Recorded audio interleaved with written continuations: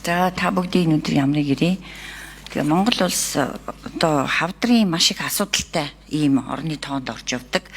Тэгээд 100 мянган хүн тутамд оногддог насваралтынхаа тоогоор бараг дэлхийд нэгт гэж явдаг ийм статистик байд юм лээ. Тэгээ жил болгон бараг 7 мянган хүн шинээр хавдар өвддөг. 65% нь хожуу гэдэг юм. Тэгээ 60% нь орон нутгаас ирдэг гэдэг юм. Тэгэхээр энэ дээрээс чи бид нар мэдээж зөвхөн ор эмнэлэг чухал биш гэдгийг бол ойлгож байгаа. Урьдчилан сэргийлэх тэр асуудал дээр илүү төлхөө анхаарал хандуулах ёстой. Ор бити хөөцөлт гэж манай мэргэжлийн хүмүүс хэлдэг. Боловч саяны энэ хоёр дуу юуг харуулж ийн гэвэл зайлшгүй хэвтэж эмчлүүлэх шаардлагыг бол энэ хоёр дуу харуулж байгаа маа. Ялангуяа 60% нь орон нутгаас гэхээр. За тэгэхээр нөгөө хавдрын эмнэлэг хоёрын мань одоо бүтээн байгуулалт барилгын ажил юу болж байгаа юм болоо. За дээрэс нь миний санаж байгаагаар нодлон нөгөө дахиж тодтол хийх үеэр нөгөө юу гэлээ нэг шинээр худалдаа авах эмнэлгийн барилга. Энэ ажил нь ямар шүү төвшөнд яаж явсан болоо. Энэ нэг бэлэн эмнэлгийг шууд худалдаж авах нь зүйтэй. Яагаад гэвэл ерөөсөө энэ шинэ эмнэлэг ашиглалтанд оролтол мэдгүй юм байна. Гэтэл ерөөсөө эмнэлэгт хэвтэж эмчлүүлэгчдийнхаа тоог ерөөсөө дийлхэ боллоо гэд ганцхан эмнэлэгтээ уртаашаа. Тэр энэ дээр асуулт тусаа. За дахиад энэ салбарын хоёр яам дээр эрүүл мэндийн яам, гэр бүл хөдөлмөрийн нийгмийн хамгааллын яам дээрх 25 оны төсөв тусгагдсан тоног төхөөрөмжийн зардал нийт хэд байсан бэ? Сая тэгээд хэдэн тодтоглоор хасагдваа? Яг гэвэл эрүүл мэндийн ялангуяа салбартай холбоотой асар чухал тоног төхөөрөмжүүд бисээ эмнэлгийн ярьлаа. Гэхдээ тоног төхөөрөмжүүд бас хасагдсан гэж яриад байгаа. Тэр хэд байж байгаад хэд болж хасагдсан юм болоо. Ер нь нийт энэ хоёр салбар дах хоёр юу ах вэ? Энэ хоёр яамтай холбоотой төсвийн ерөнхийлөгчийн захирагчдын тоног төхөөрөмжийн зардлыг нэг хэлээд өгөхгүй юу? Баярлалаа. За Чимбүрэн сайд хариулна. За баярмагшийн асуултанд хариулъя.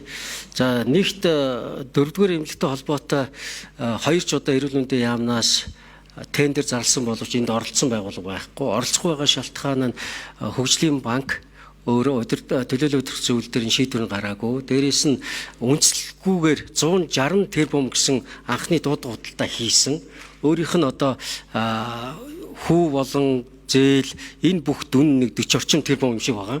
Тэгэхээр та боддоо 40 орчим тэрбум төгрөгийн өртөгтэй барилгыг 160 тэрбумаар дуудлага худалдаанд орж штэ шүүхийн шийдвэрийн ерөнхий газар дээрээс энэ өөрөө ашиг сонирхлын асар их зөрчилтэй байгааг илэрхийлж байгаа нэг тоо байна. 2 удаа дуудлага худалдаа хийсэн одоо 3 дахь хийгээгүй гаццсан сууж байгаа. За хавдар судлалын үндэсний төв энэ жилийн төсөвт 17 тэрбум суулгасан штэ та бүхэн бас дэмжиж яагаад. Тэгэхээр энэ төсөв нь бол байгаа байж байгаа. За хоёр дахь зүйл бол тоног төхөөрөмжтэй холбоотой 6.8 тэрбум энэ 69.8 таа ороод цуслагдчихсан. Байхгүй болчихсон. Ийм байдалтай байж байгаа. Нэмж ярил. Жавхлан сайд хариулна. За гişүн асуултан дээр зөв нэмэлт мэдээлэл өгье. Тэр маш харамсалтайгаар одоо эрүүл мэндийн салбарын тоног төхөөрөмж ингээд хасагдж байгаа. Нодлон юу болж тавилтлаа. За тэгвэл тэр энэ нэг буруу ойлголт яваад байна. Тоддлоор хасагдж байгаа зүйл өсөөгт биш. Аль хэдийн төрийн эмнэлтийн хуулиар 5 сарын 31-нд нийтдээ 535 тэрбум төгрөгийн төсөл арга хэмжээнүүд хэмнэгдээд засгийн газар ороод баталгаажаад тогтоолд нь гарцсан. Энэ тодтолд огт хамаагүй тоо шүү. За мөхцөл дараах 4-р микрофон. За баярмаа гишүүний асуултанд хариулъя мөхцөл. За тус яамд бол тоног төхөөрөмжөнд 15 тэрбум тусгагдсан. За татагдсан хөрөнгө 1.3 тэрбум. За бусад тендерийн үйл ажиллагаанууд бол бүрэн зарлагдсан. За татагдсан хоёр багц дээр татагдсан. За нэгдүгээр шалтгаан нь болохоор 3 удаа зарласан, шаардлага хангасан одоо оролцогч орж ирээгүй. Ингээд 5 сарын 31-ний хугацаа болсон үүнтэй холбогдлолтойгоор 551 сая төгрөг татагдсан. За хоёр дахь нь болохоор 2 удаа зарласан. За эхний зарлалтан дээр бол шаардлага хангасан гүйцэтгэгч орж ирээгүй. Энэ болохоор лабораторийн тоног төхөөрөмж байсан хөдөлмөрийн аюулгүй байдал эрүүл мэндийн төвийн.